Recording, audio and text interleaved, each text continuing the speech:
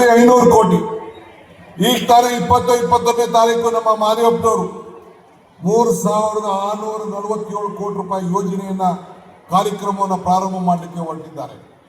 ಈಗ ನಮ್ಮ ದಿನೇಶ್ ಗುಂಡೂರಾವ್ ಇದ್ದಾರೆ, ಅವರು ಸುಮಾರು ಕ್ರಾಂತಿಯನ್ನು ಮಾಡಿದ್ದಾರೆ ಆರೋಗ್ಯ ಇಲಾಖೆ. ಇಡೀ ರಾಜ್ಯದಲ್ಲಿ ಕೂಡ ಎಲ್ಲರೂ ಕೂಡ ಉತ್ತಮವಾದಂತಹ ಆರೋಗ್ಯ ಸಿಗಬೇಕು ಅನ್ನೋ ದೃಷ್ಟಿಯಿಂದ ಅನೇಕ ಕಾರ್ಯಕ್ರಮಗಳನ್ನು ರೂಪಿಸಿದ್ದಾರೆ.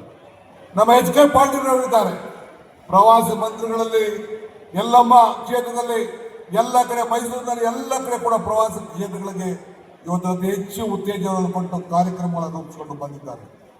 ಬೆಂಗಳೂರು ನಗರದಲ್ಲಿ ಸುಮಾರು 1 ಲಕ್ಷ ಕೋಟಿ ರೂಪಾಯಿ ವೆಚ್ಚದ 4-5 ವರ್ಷಕ್ಕೆ ವಿವಿಧ ಯೋಜನೆಗಳನ್ನು ತೆಗೆದುಕೊಂಡಿದ್ದೇವೆ.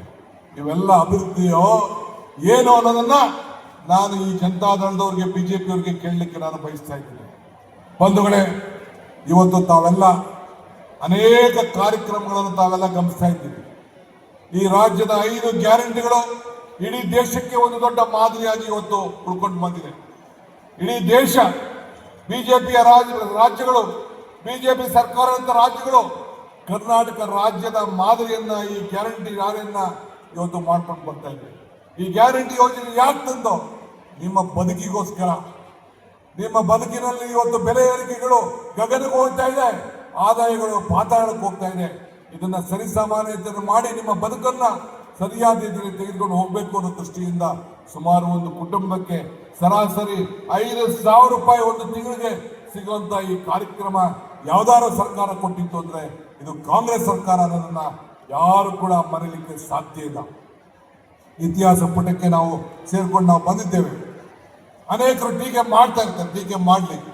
ಈಗ ಹಣ್ಣು ಯಾವ್ದಾದ್ರು ಮರದಲ್ಲಿ ಚೆನ್ನಾಗಿ ಬಿದ್ದರೆ ಹಣ್ಣು ನೋಡಿ ಎಲ್ಲರೂ ಕೂಡ ಕಲ್ಲು ಹೊಡಿಲಿಕ್ಕೆ ಪ್ರಯತ್ನವನ್ನ ಮಾಡ್ತಾರೆ. ಆದ್ರೆ ಇವತ್ತು ನಾವು ಮಾಡಿರುವಂತ ಸಾಧನೆಗಳು ಶಾಶ್ವತವಾಗಿ ಬದುಕುವಂತ ಸಾಧನೆಗಳು. ತಮ್ಗೆಲ್ಲ ಒಂದು ಹೇಳಲಿಕ್ಕೆ ನಾನು ಬಯಸ್ತಾ ಇದ್ದೇನೆ. ಇತಿಹಾಸದಲ್ಲಿ ನಮ್ಮ ಕಾಂಗ್ರೆಸ್ ಸರ್ಕಾರ 60-70 ವರ್ಷ ಈ ದೇಶವನ್ನು ಆಳಿದೆ.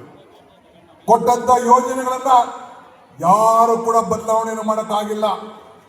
ಉಳೋನ್ಗೆ ಭೂಮಿ ಇರ್ಬೋದು, ಪಂಚವಾರ್ಷಿಕ ಯೋಜನೆ ಇರ್ಬೋದು, ಸೈಟ್ ಇರ್ಬೋದು, ಮನೆ ಇರ್ಬೋದು, ಉದ್ಯೋಗ ಖಾತ್ರಿ ಯೋಜನೆ ಇರ್ಬೋದು, ಯಾವುದೇ ಯೋಜನೆ ಇರ್ಬೋದು, ಅಂಗನವಾಡಿ ಯೋಜನೆ ಇರ್ಬೋದು, ಯಾವುದೇ ಯೋಜನೆಯನ್ನು ನೀವು ಲೆಕ್ಕ ಹಾಕೊಳ್ಳಿ, ಯಾರು ಕೂಡ ಬದಲಾವಣೆಯನ್ನು ಮಾಡಲಿಕ್ಕೆ ಸಾಧ್ಯ ಇಲ್ಲ.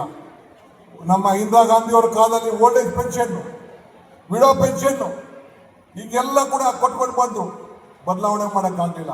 ಹಾಗೆ ಇವತ್ತು ಹೇಳ್ತಾ ಇದ್ದೀನಿ, ಈ ಸರ್ಕಾರ ಏನು ಪಂಚ ಗ್ಯಾರಂಟಿಗಳನ್ನು ನಾವು ಕೊಟ್ಟಿದ್ದೇವೆ, ಆ ಗ್ಯಾರಂಟಿಗಳನ್ನ ಯಾರು ಕೂಡ ಬದಲಾವಣೆಯನ್ನು ಮಾಡಲಿಕ್ಕೆ ಸಾಧ್ಯನೇ ಇಲ್ಲ.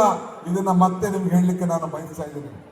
ಆದ್ರಿಂದ ನಿಮ್ಮ ಆಶೀರ್ವಾದ ಈ ರಾಜ್ಯದ ಜನತೆಗೋಸ್ಕರ ಇರಲೇಬೇಕು. ಈ ರಾಜ್ಯದ ಜನತೆಗೆ ಒಂದು ಉತ್ತಮವಾದಂಥ ಆಡಳಿತವನ್ನು ನಾವು ಕೊಡ್ತಾ ಇದ್ದೇವೆ. ಇವತ್ತು ಇಂಥ ಅನೇಕ ಯೋಜನೆಗಳನ್ನ ಮುಂದುವರಿಸ್ಕೊಂಡು ನಾವು ಹೋಗ್ತೇವೆ.